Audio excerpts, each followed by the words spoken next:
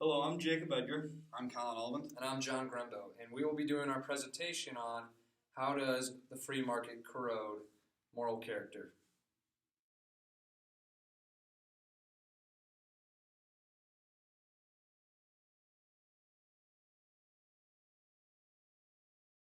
Moral character. If you haven't looked in our syllabus yet, it's one of our last sections that we'll be talking about, and it's a pretty cool link if you click on it. There's a bunch of important people within society that talk about free market and the moral character, whether it does or does not corrode moral character. And it's just a really interesting topic. So I'm going to be talking about a Chinese lady, and her name is Qin Ling, I believe. I might have messed it up, but just forgive me. And she's a former senior editor of the Shenzhen Legal Daily, and she's author of the Pitfalls of Modernization. So within this, her viewpoint, her stand is, does free market corrode moral character? And that is no. So I'm going to kind of just hit on the main points and the main topics that she talks about, and we'll see where it goes from there. So the way she looks at it, free market is closely associated with free society. All market flaws stem from the actions and motivations of humans rather than from its design. Um, Free societies afford people the opportunity to make their own political and social systems more just. In general, these activities support rather than corrode morality. So what she talks about is with being within a free market society, it kind of creates our moral character. We get to choose the job we want to do. We get to spend the money, our money, the way we want to spend it. And that kind of, whether the economy's good or bad, that just kind of shapes our moral character. So going further into it, we must recognize that moral judgments about particular socioeconomic activities are different from moral judgments about the rules of the market. Values and business ethics shape the behavior of economic actors. Um, so right here, she starts talking about China and gives us a few examples. So let me break into this. All economic activities are embedded in social, cultural circumstances. In historical context, moral vision has always been related to religious beliefs. For instance, there is a perception today that religious people in East Asian countries tend to be honest in business. But on the contrast, in contemporary China, where religion was once banned, it is still strictly controlled by the state. Poor business ethics became rampant. So going further, more into China, she's going to kind of break it down a little bit more.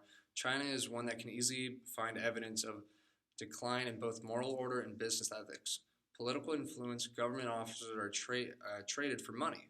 Bribes free people from criminal punishment. Employers of child labor are rarely punished, and the sale of blood and human body parts is common practice. All of these activities are illegal in China, but the government tolerates them. So it's saying, our market's being hurt by these government officials that, take the wrong moral action. So she goes on to say, so what deserves the blame? The demoralization of the development in China, the free market itself, or the failures of the state and the exclusive ruling elite? So here's her thoughts. The people who set and enforce the rules of every market play a critical role. This is particularly true in China, where government and party officials make the laws and supervise economic activities even as themselves seek to make a profit. It is their tolerance in immoral activities, not the growth of the free market, that has distorted the moral order of Chinese society. So she's going on to say that the free market has nothing to do with the moral order of society. It's the government officials that have taken control and kind of hurt the reputation and hurt the society in China. So she's trying to keep less government involvement while having more to the free market. So now towards the end of her bio, she breaks it down into 3 lessons.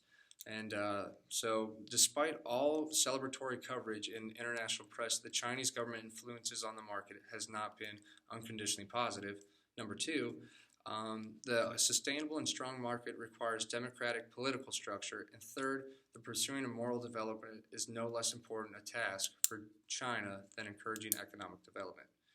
So as we can see, her stance is does free market corrode moral character? And that is no. So that is the bio of Qin Ling. She's an economist and a former senior editor of the Shenzhen Legal Daily and the authors of Pitfalls of Modernization. I hope you enjoyed, and you guys have a great day.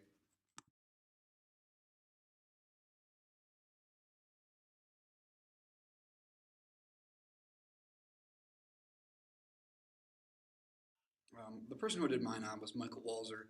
And he said competition actually makes people feel pressured to do immoral and unethical things, and actually gives them reward for doing so. It's that self-deception to lie and cheat, he said, to get ahead and be okay with it, and that's what degrades that moral character.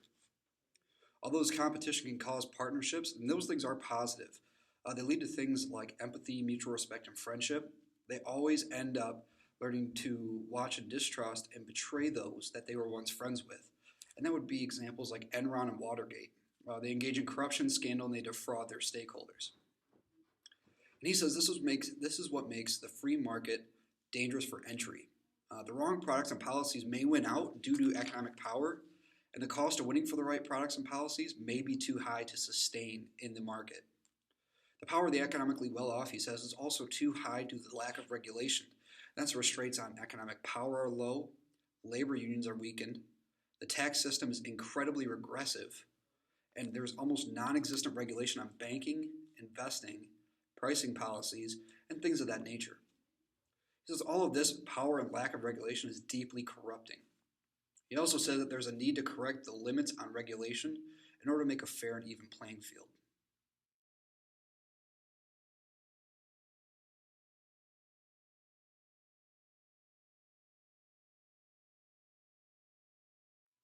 I chose to talk about Jadish Bhagwati's writing about how the free market does not corrode moral character.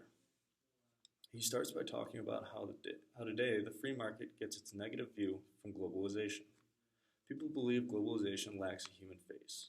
Jadish believes the opposite is true. He believes it leads us to the creation and spread of wealth. Some believe that globalization sets back social and ethical agendas, such as things like reduction of child labor. An example of that suggests the opposite is without globalization, families would not have the jobs they needed to provide schooling for their children.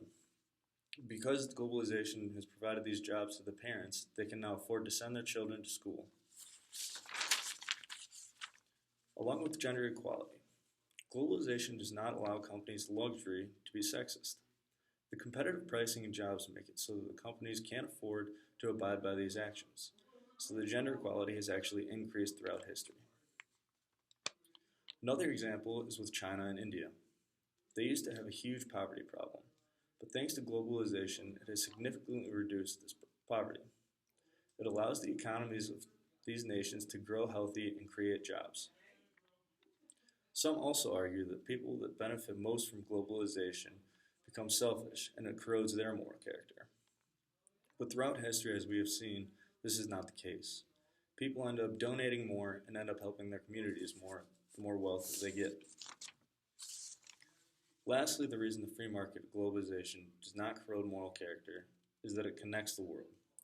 For example, when Japanese male executives brought their wives to Western countries, it allowed them to see what rights they should have in their own country.